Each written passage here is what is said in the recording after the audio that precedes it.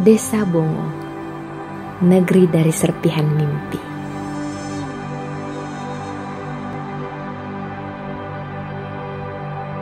Tak hanya keindahan alam yang disajikan, namun di desa ini penuh dengan sejarah dan budaya Gorontalo yang menarik untuk ditelusuri.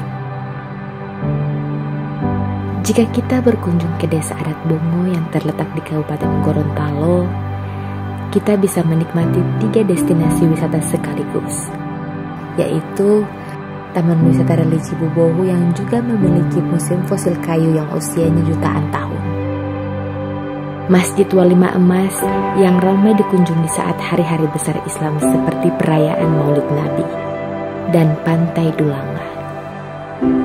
Potensi pariwisata ini dibenahi dan dikelola oleh masyarakat Bongo yang tergabung dalam kelompok sadar wisata. Di desa ini juga terdapat pesantren dan bangunan Matadubolo yang menyimpan berbagai sumber sejarah kerajaan Gorontalo. Jadi destinasi wisata ini dirintis oleh salah seorang tokoh nasional yang kebetulan beliau adalah putra asli daerah Gorontalo dan tepatnya di Desa Bongo. Beliau adalah Yosep Tahir Ma'ruf atau yang biasa kami sapa dengan Pak Yotama. Jadi beliau membangun destinasi ini dari tahun 2007. Desa Wisata Religi Bubohu Bongo ini alhamdulillah pada program Kementerian Pariwisata Indonesia kemarin, yaitu Anugerah Desa Wisata Indonesia 2021, dari 1.873 peserta lomba Anugerah Desa Wisata Religi Bubohu tembus sampai pada 50 besar. Jadi sekarang kita persiapan menuju ke 10 besar.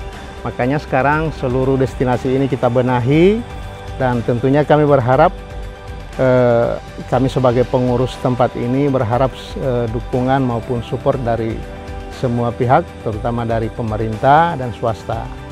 Ke depan insya Allah tempat ini akan menjadi salah satunya destinasi wisata religi yang akan ramai dikunjungi oleh wisatawan, bukan hanya wisatawan domestik tapi juga wisatawan dari mancanegara.